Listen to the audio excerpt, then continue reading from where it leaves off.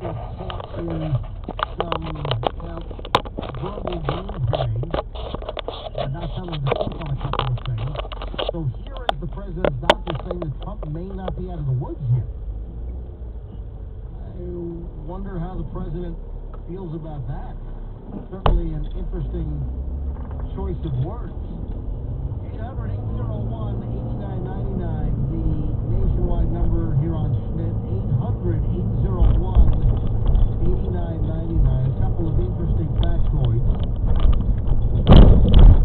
The president says that he will participate or plans to participate in the next debate on 10/15.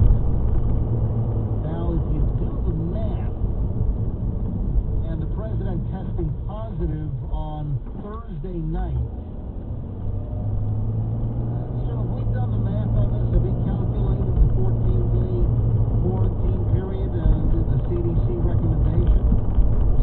Let me bring up my calendar here. Let's Sue, you've already done it. Yeah. Right. So the quarantine period is supposed to be at the end of symptoms or the end of having a fever. So it would be 2 weeks after that. And we know that the president had fever over the weekend and was checked into Walter Reed. So I don't know how that timing works out. Yeah, so it would be the 18th. Let's say we go with Sunday. It would be the 18th. And of course, the debate is set for Thursday, October 15th. So it would be still inside what would be the quarantine period. It's going to be really interesting. You think Biden and the Democrats are going to throw a hissy fit? I mean, anything's possible. I mean, look where we are. It's just, nothing shocks us anymore. I mean, what the hell else could surprise us in 2020? I better not say that, because we'll have an alien invasion, or, I don't know, the North Koreans will nuke West Coast City. I don't know. I mean, what? They could do it on Zoom. Absolutely they could do it on Zoom. 800-801-8999. 800-801-8999. So, the president's position, saying that he's not out of the woods yet, and this certainly adds to a little bit of the confusion. Do you think we know the real story about, we found out that Trump's oxygen levels did drop to 93. Typically, normal blood oxygen levels will be 98, 99, and Trump did drop to a 93. There were reports of him being short of breath over the weekend, and that must have been the precipitation of what precipitated, I should say, Trump going to Walter Reed. There is a whole throng of media that's waiting in Walter Reed. The cameras are set up. The police are set up outside of Walter Reed, and we're going to have federal agents as well, obviously. And the president's set to leave in about 45 minutes. What do you think about the chatter that Trump was sicker than we were being told?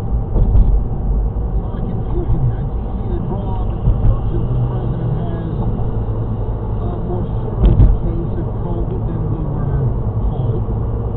Now, simply by the virtue of the medications he is on, and the fact that he was taken to Walter Reed Medical Center on Friday in the first place. Now, Friday, we were told that he had successfully been infused with an 8-gram dose of the monoclonal antibody cocktail from Regeneron. And also, I see polyclonal as well. So is it polyclonal or monoclonal? Now, that drug isn't cleared for emergency use by the FDA yet.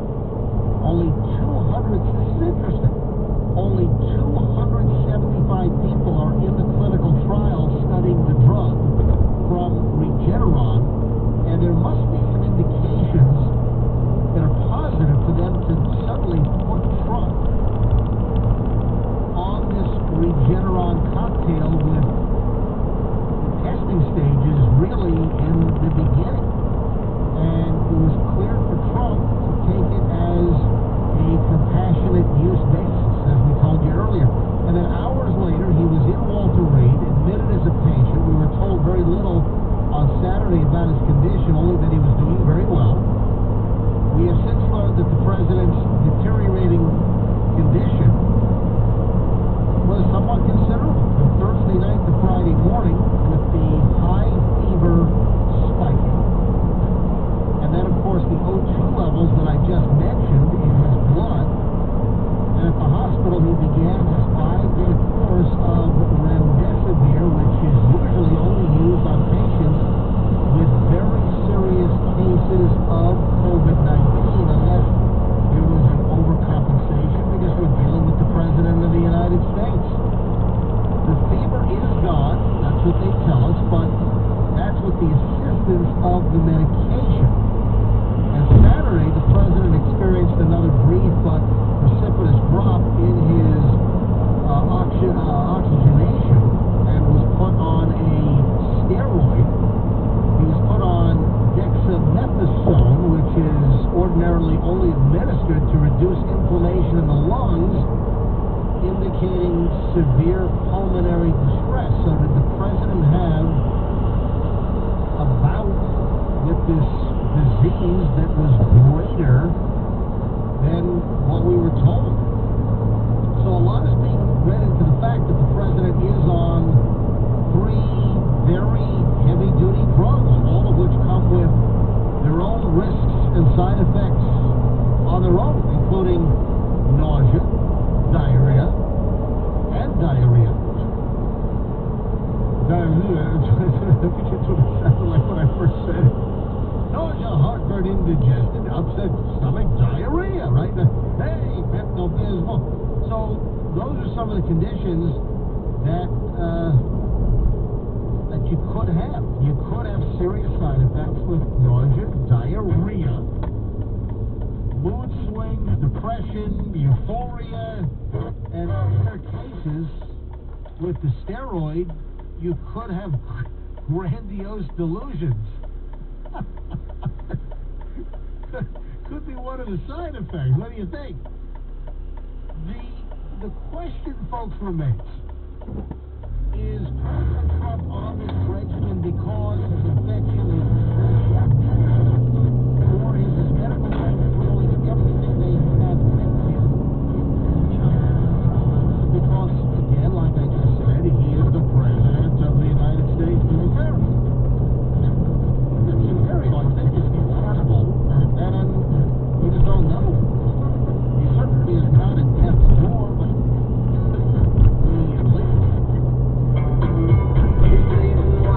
Rentables. Fox and Sonos, an iHeartRadio station. Maybe you've noticed your words exchange. So much time telling me about it. On the other hand, it still makes total sense to switch to go. Hebrews of mercy.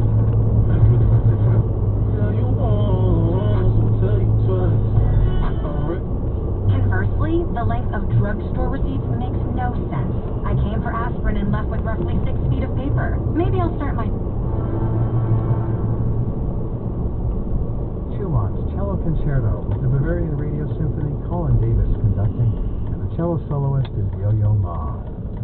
We've had the privilege of welcoming Yo-Yo Ma to our WCRB studio a couple of times so far during the pandemic, performing live for an online audience, and he just exudes a wonderful sense of confidence and calm, like he's welcoming you into his living room, and he's that way in person as well. You're listening to WCRB. Here's pianist Benjamin Grosvenor with some Bach to relax into. It's Fort Partita.